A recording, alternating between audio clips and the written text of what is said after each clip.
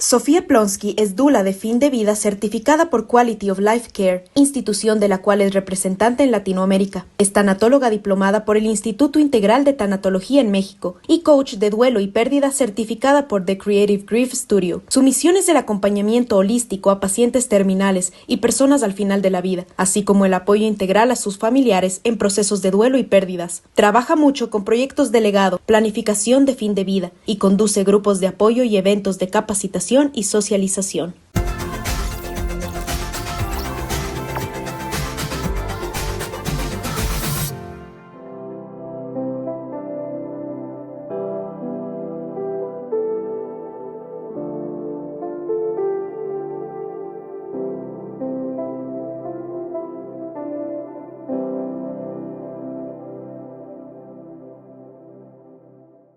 Hola amigos, bienvenidos. Sonia y yo estamos re felices, pues iniciamos la 4ª temporada. Continuamos con los invitados de calidad y muchos temas interesantes para ustedes. ¿Qué te parece, Sonia? Estoy feliz, Sandrita, gracias. Estamos pues iniciando esta nueva temporada con todo el ñeque, ¿verdad? Así es, y hoy justamente les traemos un tema interesante y polémico, como es la eutanasia. Y para esto hemos invitado a Sofía Plonsky. Gracias por haber aceptado nuestra invitación, querida Sofía. Gracias, Sofi, querida. Gracias a las dos siempre por invitarme y por tenerme aquí. Feliz de estar aquí. Es un gusto tenerte nuevamente con nosotras. Esta es tu casa. Bueno, así es, damos inicio a esta charla y queríamos preguntarte tú, ¿cómo definirías la eutanasia desde el punto de vista de la tanatología? La eutanasia, en realidad, si bien es un concepto unificado, tiene varios diferentes tipos de eutanasia que ustedes pueden encontrar de acuerdo a la definición de diferentes puntos de vista. En realidad, la que yo más manejo, diría yo, es la que es la eutanasia pasiva y la eutanasia activa. La eutanasia pasiva básicamente se refiere a cuando un paciente solicita que se le retiren, por ejemplo, tratamientos que tienen como función alargar su vida. La eutanasia activa es la que un médico, por solicitud del paciente, le administra una medicación para provocar la muerte. Ya. ¿Y qué pasa con el hecho de que cuando tú entras a un hospital y caes en coma y ya todos los órganos ya no te funcionan, también estás con vida asistida artificial? ¿Esa también sería eutanasia pasiva? No, eso ya no entra dentro de la eutanasia porque obviamente yo no me meto, como ustedes saben, en nada de los términos médicos ni legales, pero el concepto es de que una vez que si la persona está en un coma irreversible o tiene muerte cerebral del que no se va a recuperar, entonces los doctores junto con la familia van decidiendo si es que desean desconectar los equipos que le están manteniendo viva a la persona. Perfecto. Entonces eso no es eutanasia. Eso no es eutanasia. Ok, Sofi. Sofi, ¿cómo crees tú que la reciente ley aprobada en el Ecuador sobre la despenalización de la eutanasia, de hecho somos, si no me equivoco, el segundo país en América del Sur en donde ya está despenalizada la eutanasia, ¿cómo crees tú que afecte a la vida de las familias, a la vida de la sociedad en general, al criterio que teníamos sobre la vida y la muerte? Yo creo que es una decisión que definitivamente nos tomó por sorpresa a todos, desde el punto de vista que creo que es un país que hasta hace muy poco no estábamos preparados ni siquiera para discutir esto. Y les cuento como anécdota, yo hace poco, bueno, en abril del año pasado, tuvimos el primer encuentro latinoamericano de acompañamiento en la muerte y el duelo. Y vinieron personas de toda Latinoamérica y muchos participantes de Ecuador. Y dentro de las exposiciones, en la exposición de quien venía de Colombia, empezó a topar el tema directamente de la eutanasia en Colombia. Y yo recuerdo haberlo visto como un tema en el que incluso conversé con ellas y les decía, este es un tema que para nosotros todavía sigue siendo bastante difícil porque no hemos ni siquiera iniciado la conversación. Y no me hubiera imaginado que poquitos meses después esta conversación y esto iba a pasar de forma muy rápida, como pasó, ¿no? Por supuesto. Entonces, ¿cómo cambia a las personas, a las familias? Creo que si, como ustedes se pueden imaginar desde el punto de vista de un tanatólogo, que no es lo mismo para todos, también aquí hay criterio como en todos, ¿no? Obviamente en los casos de eutanasia, como yo digo, varias veces lo he dicho, desde que inició este proceso hay que hablar con muchísima humildad, porque aquí nadie ha tenido experiencias previas con lo que es la eutanasia de por sí, va a ser nuevo para todos. Entonces, lo primero que tenemos que hacer es educarnos y prepararnos muchísimo. Asimismo, como dula, hay que empezar a entender y abordar el trabajo específico con una familia si es que tuvieran un ser querido que está solicitando la eutanasia.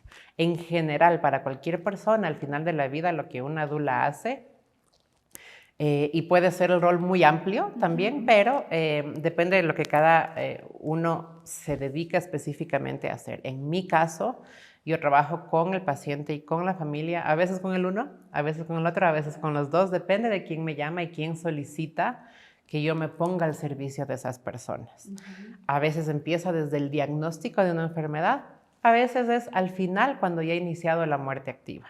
Entonces es muy variado, pero por lo general el rol de una dula, yo lo que hago es acompañamiento holístico, es decir, general en todo lo no médico, ¿no? Y aquí es algo que es importantísimo de enfatizar porque en esto también está muy claro el rol importantísimo de los cuidados paliativos, que luego seguramente ya vamos a conversar y ustedes me preguntarán de eso porque no quiero dejar de topar ese tema, pero yo trabajo siempre de la mano de médicos paliativistas, excelentes médicos.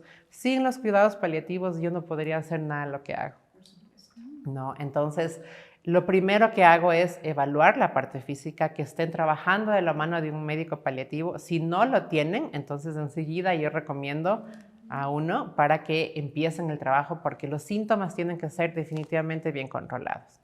Yo puedo entrar en todo lo demás de acuerdo a lo que las personas necesiten de mí. Apoyo emocional, espiritual, logístico en lo que necesiten. Yo me pongo al servicio para hacer un recurso en lo que puedan necesitar, equipos, personal, conocimiento, información, ¿no? En todo lo no médico. En la parte familiar y sobre todo es el momento en el que empezamos a trabajar en esas preguntas trascendentales, en esas preguntas vitales que merecen la pena ser cuestionadas, en analizar si es que hay pendientes, ¿no? En ayudar a soltar esos pendientes. A veces no están conscientemente de forma evidente. Entonces, hurgando un poquito, nunca influenciando ni dando consejos a nadie, ni a la familia, ni al paciente, simplemente tratar de hacer que se vayan resolviendo todos los pendientes. Hay veces, por ejemplo, con los pacientes de algún tipo de demencia que se complica un poquito, Claro. pero yo siempre digo, el lenguaje del corazón y el lenguaje del alma se siente, aunque las palabras no tengan el sentido que uno espera. Por supuesto. Y los mensajes llegan de forma muchas veces que es tan difícil de explicar, pero se siente y se llega. Entonces, por medio de trabajar estas cuestiones vitales, también de planificar, porque nuevamente acá con cualquier tipo de paciente, en las circunstancias en las que el paciente desee, también se vale planificar qué es lo que quiere, qué es lo que no quiere, cómo se ve en sus rituales funerarios, qué quiere que suceda, quién quiere que esté ahí, si tiene control de eso, quiere quedarse en casa, quiere ir a un hospital, quién quiere que esté presente. ¿Quién quiere que esté presente en el momento de aplicar el sedante, ¿no? De su partida? Sofi, todos los seres humanos creo que tenemos miedo a ese momento o cuando nos llegue el momento de partir o que nos digan que estamos, Dios no quiera, padeciendo una enfermedad crónica, ¿no? Irreversible.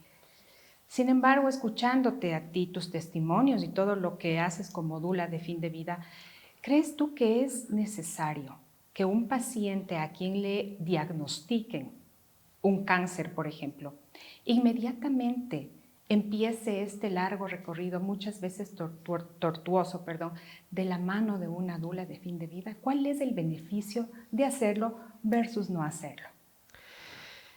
Mira, yo te puedo decir que el beneficio, de acuerdo a lo que yo mismo he experimentado y he trabajado con familias, algunas de ellas por meses. Ya. Y creo que uno de los beneficios de hacerlo que yo más he podido evidenciar es el ser un canal de comunicación y aportar a que la comunicación se dé de forma efectiva entre los familiares y el paciente. Y eso posiblemente va a aplicarse ahora también. ¿Por qué? Porque muchas veces yo he tenido personas que me han llamado.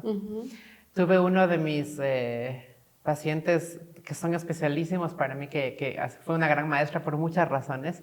Me acuerdo que cuando ella me llamó, lo primero que me dijo fue, verás, me han detectado cáncer terminal. Me dio los detalles, me llamó ya sola y me dijo, mis hijos quieren que haga todas las quimioterapias, todas las terapias, todo lo que el médico me está recomendando y yo no quiero hacer nada. Quiero que me dejen en paz y quiero disfrutar lo que me queda de vida. Entonces, primero, quiero que tú me ayudes a hacerles entender que yo no quiero esto. Porque suele ser, y esto es por amor, que la familia desea intentar todo. Por supuesto. Porque queremos que se agoten todas las posibilidades de sanación, ¿verdad? Supuesto. Entonces, y nos cuesta aceptar que un ser querido nos diga, no, ya no quiero. Durísimo. Es durísimo. Entonces, el poder trabajar de la mano de alguien que muchas veces externo ayuda mucho a ser un canal de comunicación y no dejar que se armen conflictos. A veces es mucho más difícil hablar entre la familia solita, ¿no? Ayuda muchísimo. Es donde yo he visto que en ese periodo ha sido lo más efectivo posible ese tipo de ayuda. Y luego ir trabajando en el camino en todo lo que va saliendo. Yo siempre digo que yo soy una sombrita y soy un espejito de lo que las personas que me han llamado necesitan. Entonces yo siempre voy y veo qué es lo que necesitan. Y en base a lo que necesitan, en base a lo que traen, en base a lo que quieren trabajar, vamos avanzando. Ya. ¿Y cómo les dices a la familia? ¿Cómo le dices, no, ya no desea ningún tratamiento? ¿Cómo tocas, cómo abordas ese tema, Sofía? En general, depende del caso, depende de la familia. Para mí es importantísimo entender el entorno de la familia, porque no se trata de ir directo y decir, verán, aquí pasa esto, ¿no? Sino que conociendo el entorno de la familia, primero también ganándote la confianza de ellos. Lo primero que yo hago es, cuando voy a conocer una familia, de quien me llama, es dejarle que me haga todas las preguntas del mundo, que me conozca, que entienda lo que yo puedo y lo que no puedo hacer, qué está a mi alcance y hasta dónde llega mi límite. Y luego de eso es entregar toda la información posible. ¿Cómo llego a la familia o viceversa? Porque depende del caso.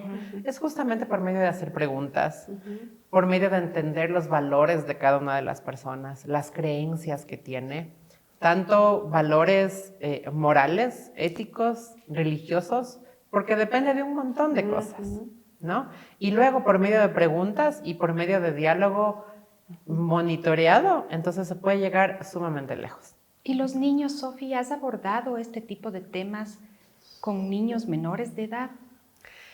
¿Como hablarle de que alguien, de un ser querido va a morir? Así es. Me ha tocado algunas veces. Sobre todo, lo que más he podido ayudar es no necesariamente hablándoles yo directamente. Un par de veces lo he tenido que hacer con ayuda de la familia, no yo sola. Pero por lo general, lo que yo más sugiero, si la familia se siente preparada, es que yo les ayude con tips y formas de hablarles a los niños sobre un tema tan doloroso y cómo explicarles, cómo hacerles preguntas, cómo abordar el tema de acuerdo a la edad de los niños también, porque los niños de acuerdo a su edad ven a la muerte de forma diferente. Por supuesto. Entonces, la mayoría de las veces ha sucedido así. Los padres o quien sea la persona más cercana, con quien más tiene confianza y que se siente listo como para poder tener esta conversación, entonces lo hace. Por supuesto. Y si no, y me ha pasado este par de veces que me dicen, ¿sabes qué? No siento que puedo, ayúdame. Ok. Te toca a ti. Ajá. Por supuesto. Pensamos, creemos o juzgamos que una persona que quiere recurrir a la eutanasia es un suicida o una suicida. ¿Qué opinas tú al respecto, Sofía? Yo personalmente creo que nada puede ser más equivocado, ¿no? De hecho, porque eso les decía hace un momento, que los dos conceptos que se diferencian, que en algunos países no existe la eutanasia, pero existe la muerte médicamente asistida, que antes se le llamaba suicidio asistido. ¿Por qué? Porque el médico lo que hace es entregarle la medicación a la persona para que la persona lo administre. Qué doloroso. ¿No? Esa es el MAID, que se llama en Estados Unidos por las siglas. En algunos estados de Estados Unidos es legal. Ahora, en los países donde se trabaja la muerte médicamente asistida, ya no se usa desde hace años el término suicidio. ¿Por qué? Porque además del suicidio versus la muerte médicamente asistida, la eutanasia, son dos conceptos diferentes. El suicidio, por lo general, viene asociado a una persona que está sintiendo posiblemente una depresión muy profunda, un sentido de soledad inmenso, puede estar asociado a varias causas, a veces abusos de drogas, temas muy fuertes, y traumáticos, ¿no? A traumas. Condiciones también mentales, ¿no? Exacto. Y es un evento que por lo general se lo lleva acá solo. Uno, exactamente. ¿No? Es uno que una persona que siente la necesidad de terminar con su vida por esto, ¿no? Porque no ve solución. La muerte médicamente asistida es un evento planificado, es un evento que está asociado con la posibilidad de decidir, viene motivado por el sufrimiento extremo y por la necesidad de autonomía, ¿no? Y tener ese poquito de control sobre este derecho. Por lo general está asociado con tener a la familia cerca o los seres queridos, ¿no? Con planificación. Entonces son dos cosas completamente diferentes, vienen de puntos de vista completamente diferentes, los motiva a cosas diferentes y se llevan a cabo de forma diferente, ¿no? Y con esto del suicidio, incluso algo que es importantísimo de recalcar, porque es algo en lo que se viene trabajando muchísimo como campaña, es que ya no se utiliza el término de que alguien cometió suicidio, sino que ahora se habla de que alguien murió por suicidio, así como murió por un cáncer o murió por tal condición, murió por suicidio. ¿Por qué? Porque el término cometer viene asociado con un estigma tremendo. Y lo mismo pasa con la muerte médicamente asistida. Ya no se le llama a suicidio asistido por el estigma que puede traer a las personas asociadas a esto. Claro que sí. Justamente veía yo en las redes sociales que le decían a Paola, bueno, pues suicídate. Muy fuertes, ¿no? Le han dicho cosas de verdad que son dignas de ternura, de verles con amor. Y yo creo que es un tema, por supuesto, como cualquier tema polémico. Van a haber personas a favor y en contra. Y sabemos eso. Pero que vengan comentarios que están llenos de odio, eso es otra cosa. No importa dónde vengan. Algunos se ocultan. Bueno, sabemos que las redes sociales son un tema completamente aparte y hemos caído, creo que en una crisis de que cualquiera puede decir lo que sea detrás de un escrito, detrás de una foto, de una imagen, ¿no? Sin responsabilizarse por esas cosas tan fuertes que podemos decir. Muy, muy fuertes. Creo que justamente por eso es una de las razones por las que admiro tanto a Paola, porque aún sabiendo y estando consciente que toda esta avalancha podía venir, ella igual decidió seguir adelante a pesar de eso. Por supuesto. ¿no? Y para mí me queda claro que ha recibido muchísimo más apoyo que comentarios en contra. ¿no?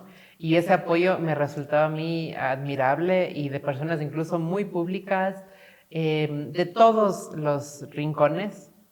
Y eso a mí me calienta el corazón de alguna forma porque es una forma de apoyar a alguien en este proceso extremadamente duro, ¿no? Para ella, para la familia. No es una decisión personal. No, Sofi, cuéntame algo. Tengo una curiosidad. ¿Qué pasa con aquellas familias que por dogmas religiosos, por creencias religiosas, se oponen terminantemente a el tema de la eutanasia? Específicamente hablo de familias en donde tengan un ser querido con una enfermedad, crónica.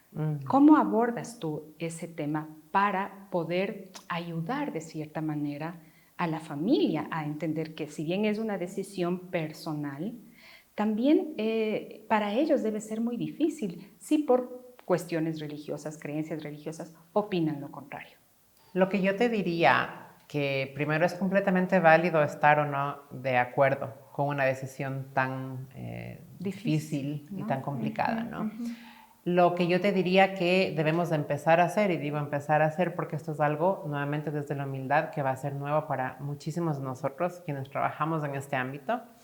Pero lo primero, de acuerdo a la experiencia que tenemos de otros países donde sí se lleva a cabo y la especialización en el acompañamiento en estos casos, es primero que nada analizar la decisión con el paciente si es que todavía se puede, ¿no? Si es que está en el proceso de tomar la decisión, porque primero se tienen que agotar todas las otras posibilidades antes de que el paciente decida tomar esta opción. Si es que el paciente está decidido y no ha hablado todavía con la familia, entonces ayudarle también a preparar esta conversación tan trascendental. Como les decía antes, en un entorno que sea amigable y de una forma que la familia pueda empezar a procesar esto. De acuerdo a muchos estudios que se han hecho en países que ya llevan haciendo esto por años, se ha demostrado que en muchos de los casos los familiares ya vienen sintiendo que el paciente va teniendo esta necesidad de decir ya no más. Entonces, que ya no es una sorpresa en muchos de los casos para la familia si es que el paciente ha tomado esta decisión. Esto nada más es como un pequeño antecedente. En nuestro país, en el que todavía es algo tan nuevo, seguramente y con muchísima razón, porque es alguien que amamos muchísimo, el sentir que esa persona pueda solicitar recibir la eutanasia va a ser sumamente duro. Entonces va a requerir acompañamiento espiritual, dependiendo de la espiritualidad que tenga. Va a requerir apoyo emocional, ¿no? Y sobre todo, sentir que está involucrado hasta donde quiera involucrarse. Porque aquí hay algo importantísimo que también se vale decir no. Y tenemos que estar conscientes de eso. Claro, ¿no? que sí. Entonces, una de las cosas que se trabaja siempre con cualquier decisión de un paciente en cualquier decisión vital es conversar y explorar las posibles consecuencias de esa decisión. ¿A quién va a afectar? ¿Cómo le va a afectar?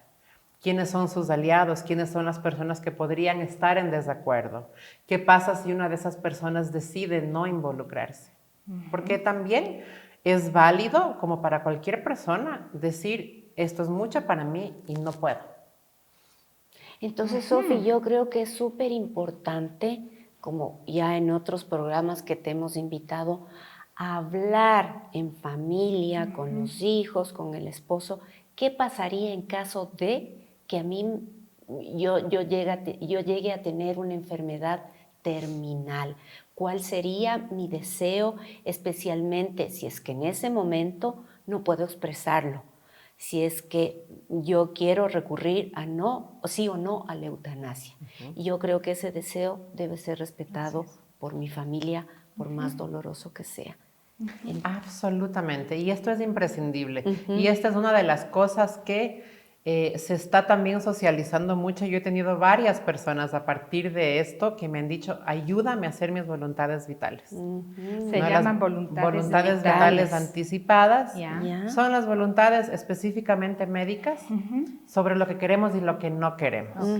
Yo desde años antes vengo trabajando, incluso doy talleres en los que trabajamos muchísimo la planificación de fin de vida, porque se trabaja en muchísimos ámbitos, especialmente el médico, es algo que la mayoría de nosotros no contemplamos. Pensamos que vamos a estar para siempre, que nunca nos va a pasar nada malo.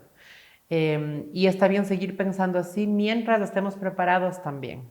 Porque no, la voluntad vital no se requiere solamente cuando estamos hablando de la muerte de alguien, sino cuando por alguna razón no podamos comunicarnos.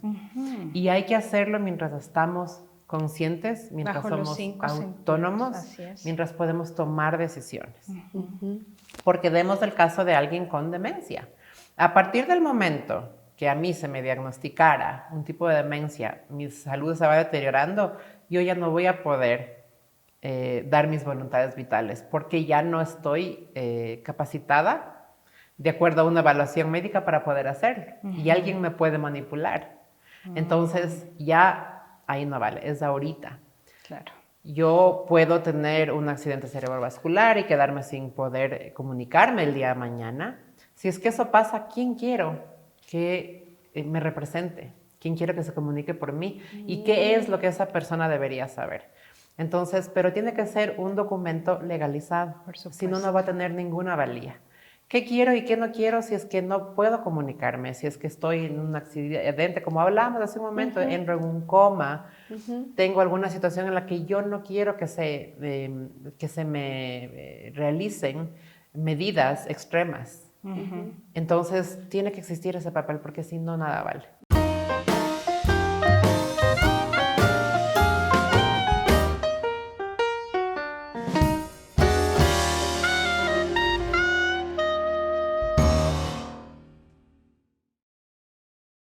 Y en la eutanasia debe estar también una autorización para recibir, mejor dicho, la eutanasia. El paciente debe hacer una autorización escrita. Si es que no puedes comunicarte y no tienes tu autonomía probada bajo una evaluación médica y psicológica, va a tener que ser así. Y los familiares que no hayan recibido una indicación previa por parte de su paciente, ¿pueden ellos tomar la decisión de que se le practique una eutanasia o no están facultados para hacerlo? No tendrían que, y yo creo que aquí viene algo que todavía no tenemos claro en el tema del reglamento que está preparándose. Pero lo que yo pensaría que debe ser, porque nunca un tercero, porque sí va a poder decidir por otra persona cuando se trata de la vida y de la muerte de alguien.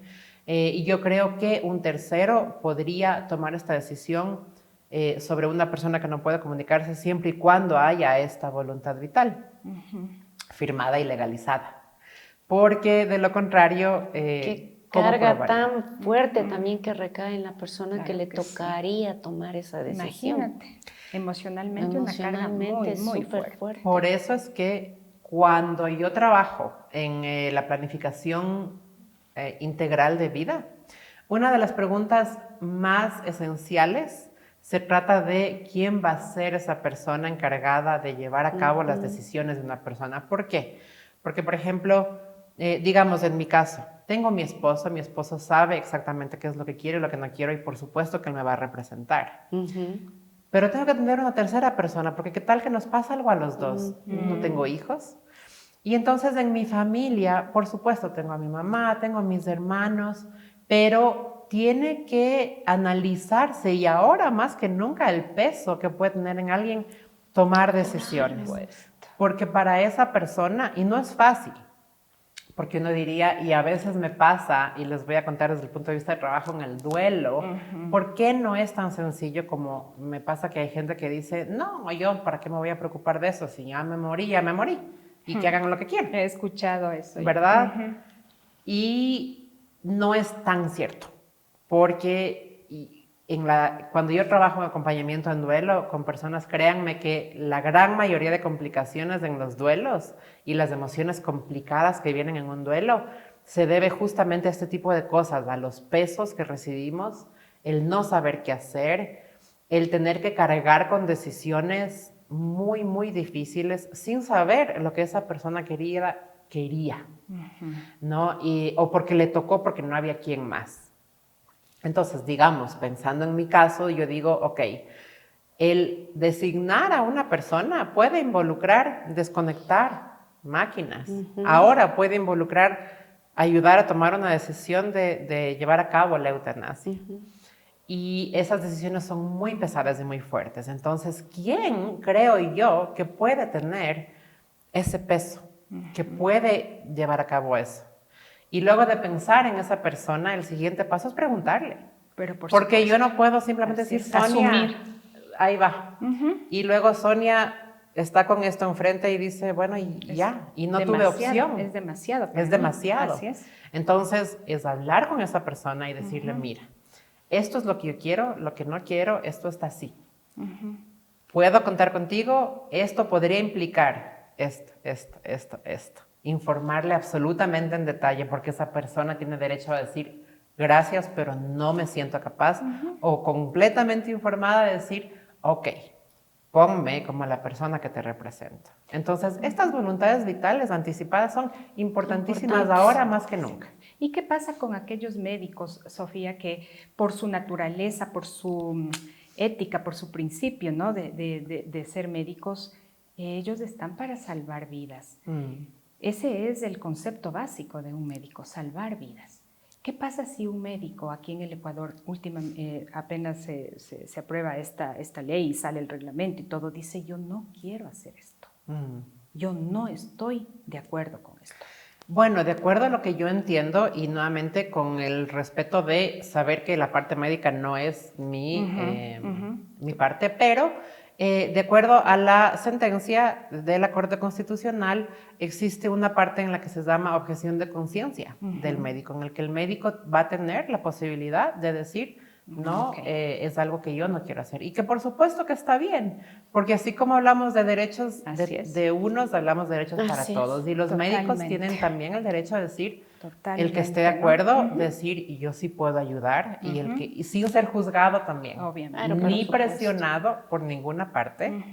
Y asimismo del otro lado, el decir, gracias, pero esto es muy fuerte para mí, yo no lo voy a hacer. Entonces, Sofi, habría la posibilidad de buscar otro profesional que esté dispuesto a hacerlo, ¿verdad? Correcto. Ya. Yo te quería preguntar, hay personas que cuando están con sus 5 sentidos han expresado su voluntad de que cuando lleguen a tener una enfermedad muy grave o que mentalmente no estén en su capacidad, ya no quieran seguir viviendo, o sea, no quieran sufrir ellos y especialmente causar sufrimiento a los demás. Eso es lo que dice. ¿Qué pasa si esta persona le da Alzheimer o cualquier clase de demencia y ya no está en esa capacidad de volver a recordar a sus seres queridos que esa era su decisión? Y llega un momento en que tuvo un quebranto de salud muy fuerte, muy fuerte, que los médicos te dicen, no, es que ya no hay opción de salir. Pero resulta que los familiares trataron y salvan a esa persona. Ahí, ¿cómo tú estás en la capacidad de discernir, le sigo ayudando o no? Porque es tan difícil. Puede ser tu padre, tu madre o un ser muy querido. ¿En qué momento dices, hasta aquí, ya no lucho o ya no hago que luchen más por la vida de esta persona o de este ser querido? Depende del contexto en el que estoy. ¿Ya? Como dula de fin de vida, si estoy en esa posición, absolutamente no juzgo, absolutamente no antepongo mis creencias o mis emociones ante nada de lo que está sucediendo, porque simplemente para mí, mi rol al estar al servicio de esa persona, de esa familia, es estar presente y seguir el camino de ellos. Entonces, y me ha pasado muchas veces, muchísimas veces, he estado en procesos en los que más de una persona dice o hace cosas que no necesariamente van de acuerdo a lo que yo creo y siento. Y sin embargo, yo me repito cada vez que voy a visitar una familia, cada vez que voy a trabajar con alguien, tengo que hacer muchísimo trabajo de autocuidado. Y una de las cosas que me repito es, nada de esto se trata de mí. Nada de esto se trata de mí. Es sobre ellos. Y yo soy simplemente una sombrita que estoy al servicio en base a lo que ellos necesiten.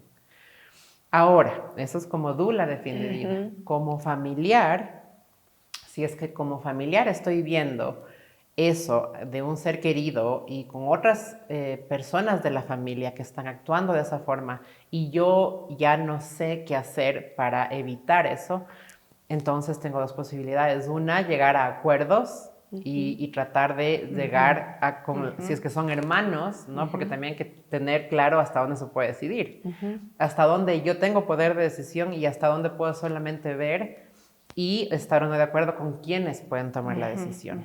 Si es que estoy en poder de decidir, es cuestión de ponerse de acuerdo o hacerse a un lado o seguir con el proceso, depende de cómo cada uno se sienta. Aquí también puede ayudar una dula, porque si trabajas con esa persona o personas, ayudas a entender qué es lo que la persona quiere hacer. ¿Sabes qué? Es suficiente, creo que tengo que hacerme a un lado. ¿Sabes qué? Esto es lo que quiero hacer. ¿No? Pero por eso es tan importante ahora, cuando estemos sanos, cuando no padezcamos de nada de esto, poner por escrito y hablarlo mucho, conversarlo mucho, porque el día de mañana, el momento de tomar decisiones, puede generar conflictos increíbles. Y no queremos eso para las personas que amamos. Yo digo, el planificar y el prepararse, aunque es duro, pero es el mejor regalo de vida que les podemos dar. Sofi, la ley recientemente aprobada en el Ecuador es muy clara y habla de que el paciente que desee optar por la eutanasia debe completar ciertas condiciones, ¿no? Debe tener ciertas condiciones, principalmente los dolores que ya son insoportables, producto de una enfermedad crónica e irreversible. ¿Qué pasa con los pacientes que sufren enfermedades mentales, como por ejemplo la esquizofrenia, por darte un ejemplo, ¿no? Si bien son pacientes que no tienen dolores físicos, dolores corporales, sin embargo viven un infierno en su mente. ¿Para ellos también aplica la eutanasia? En verdad es una pregunta que a mí me resulta muy difícil responder, porque primero todavía no tenemos el reglamento como tal, pero yo creo que la sentencia, de acuerdo como yo la entiendo, nuevamente desde el punto de vista no médico, justamente se basa en que la persona esté completamente consciente y en uso de sus facultades. Una persona con un diagnóstico de una enfermedad mental seguramente no va a cumplir con esos requerimientos. Entonces yo me atrevería a decir que esa persona no va a estar en capacidad de solicitar. Sofi, tú al inicio del programa comentaste sobre que tú trabajas con un doctor de cuidados paliativos. Explícanos un poquito más qué hace el doctor de cuidados paliativos y cuál es tu trabajo con él.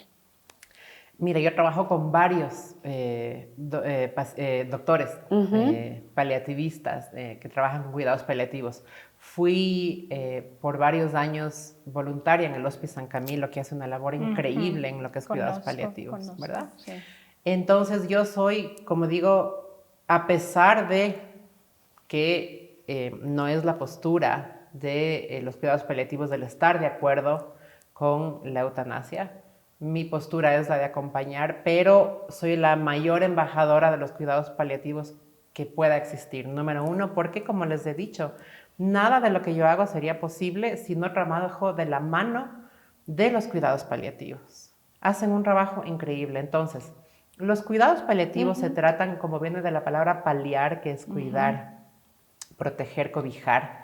Los cuidados paliativos se encargan de que el paciente tenga la mayor calidad de vida posible, de que estén controlados en todo lo posible los síntomas molestos o dolorosos cuando una persona tiene dolor. Y no siempre son necesarios solo al final de la vida, puede ser incluso durante tratamientos varios, ¿no? Es el control de los síntomas. Y los cuidados paliativos son un trabajo interdisciplinario de varias personas que intervienen en esto.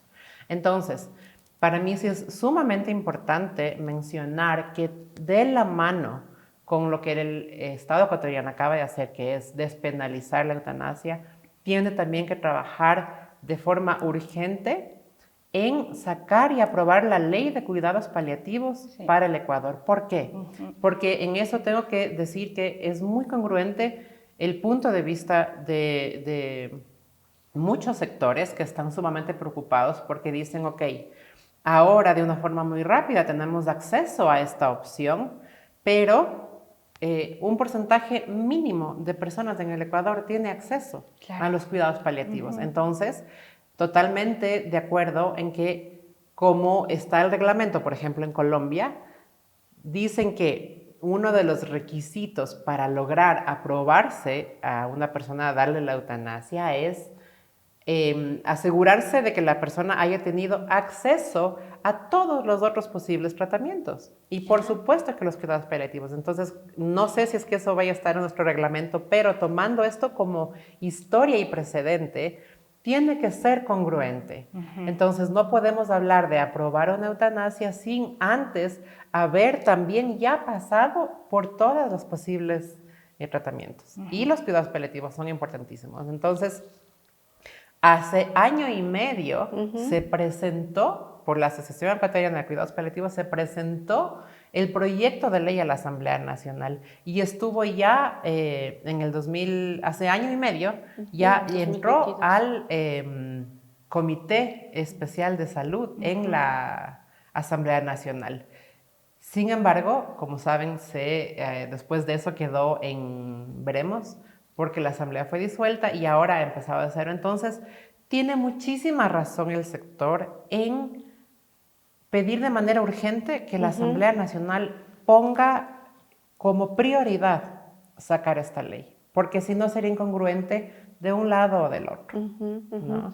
Y la misma Paola, ha dicho en sus posteos, ella ha dicho que ella no hubiera llegado hasta donde está sin los cuidados paliativos, ¿no? Porque también ha habido un poquito de controversia en el sentido de qué tratamientos o no ella ha podido tener. Ayer escuchaba en una entrevista en la que ella hablaba de que contando todos los tipos de terapias y procesos a los que se ha sometido son más de 3.500. Wow. Y ella ha dicho, ha estado con doctores y los mejores cuidados paliativos a los que he podido acceder. Hay casos como el de ella que son sumamente complicados y que su sufrimiento es extremo, ¿no? Pero esta parte de los cuidados paliativos es importantísima. Y cuidados paliativos no quiere decir también, es una pregunta, ¿no? ¿Alargar la agonía? No. ¿No? Justamente los cuidados paliativos no intervienen en absoluto ni en alargar ni en acortar el proceso natural de muerte. Solo te ayudan para que tú no sufras, no tengas dolor. Con Solo el manejo te del ayuda, dolor. exactamente, pero no interviene de ninguna forma en un tratamiento. En el tratamiento. Entonces, por eso es que, de acuerdo a los cuidados paliativos, los médicos paliativos dicen en este caso la opción sería una sedación paliativa, que es el uso de fármacos y de sedación controlada, de forma que el paciente pueda llegar a la muerte de forma natural. ¿No? Esa es la eutanasia pasiva. No. La que te ayuda el médico.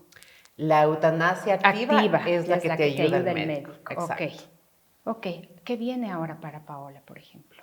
¿Tiene que esperar a que el reglamento esté aprobado para poderse practicar la eutanasia? Legalmente no estoy segura de si es que ya está autorizado o no a hacerlo. Sin embargo, por escuchar muchísimo a Paola y las cosas que ella públicamente dice, no es que ella haya solicitado este derecho por querer que se le practique la eutanasia de forma inmediata. Ya.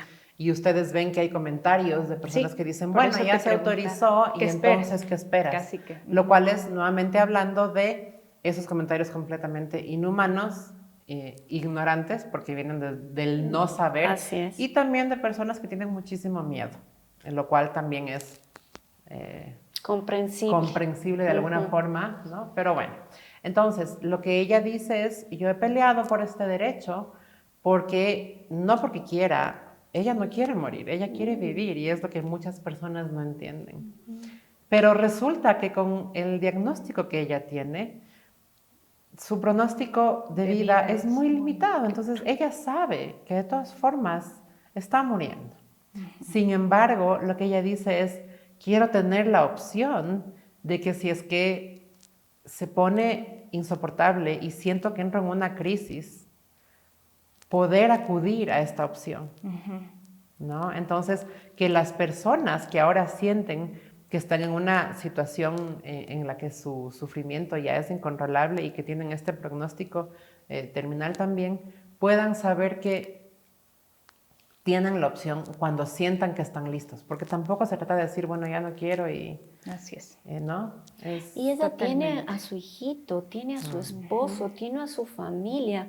Es una madre, es una esposa que siente y que ella, yo me imagino que ella tiene deseos de verle a su hijo crecer, de terminar el colegio, de casarse. No va a ser fácil. No es que con esto que logró en beneficio de tantas personas que sufren, ella ya, ok, No. mañana tomo esta decisión. Eso es lo que En juzgamos y absoluto, creemos. así es, parecería que fuera una Así decisión es. fácil, pero lo que menos es fácil. Es fácil. Justamente porque, y el otro día escuchaba en una de las entrevistas a alguien que decía que la mayoría de las personas que solicitan eutanasia están motivadas por la soledad o por sentirse solas o por el sufrimiento, por temas psicológicos que están fuera de control. Yo personalmente creo que no es el caso, obviamente, Paola, porque ella está sumamente acompañada y tiene una familia a la que yo siempre digo mis mayores respetos, mi mayor admiración, porque es una familia que está del lado de Paola, que le ha cuidado con absoluto amor. Su esposo Nicolás, como Paola mismo dice, está ahí, pero sin separarse un segundo. Obviamente, su hijo. ¿Qué ¿me edad entiendes? tiene? 4. Cuatro añitos. Entonces es un entorno en el que está totalmente acompañada, sostenida, querida. Como ella decía ayer en una entrevista, aquí nunca estoy sola, mi casa está siempre llena de flores, siempre viene alguien a acompañarme.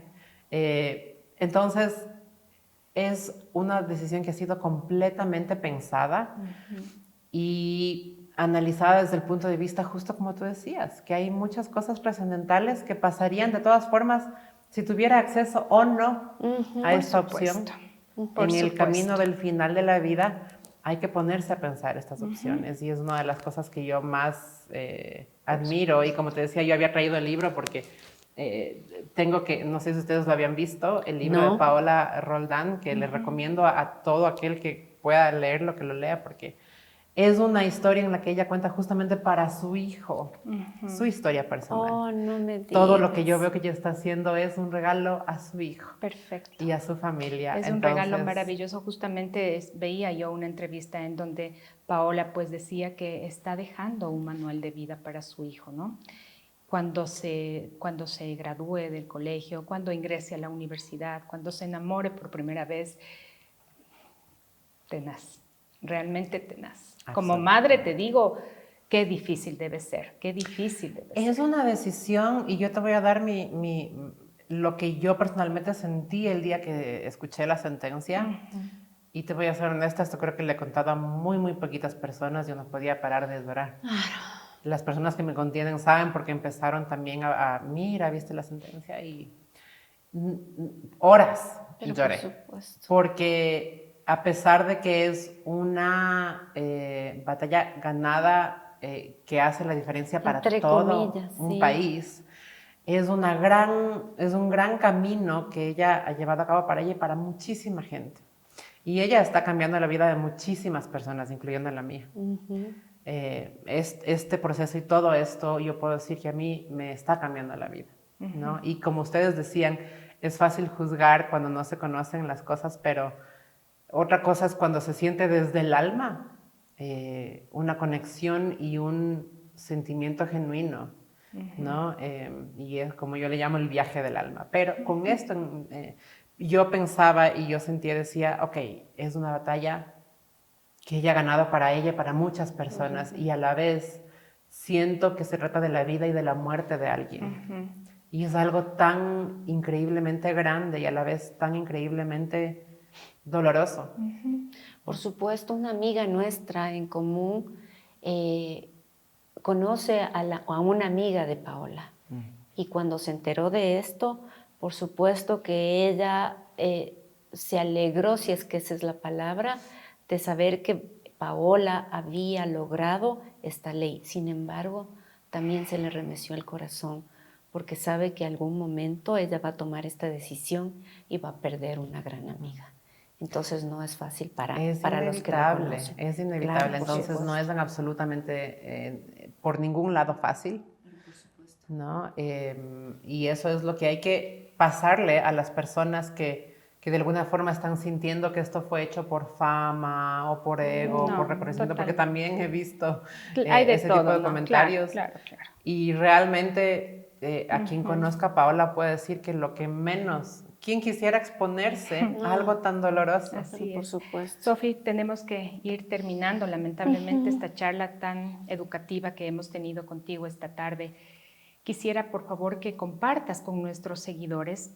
Tú puedes hacer este tipo de acompañamiento en línea. Quizás nosotros, bueno, tenemos seguidores de otros países y nos han escrito justamente en los capítulos que teníamos contigo anteriormente grabados y quieren saber si tú das este tipo de acompañamiento en forma virtual.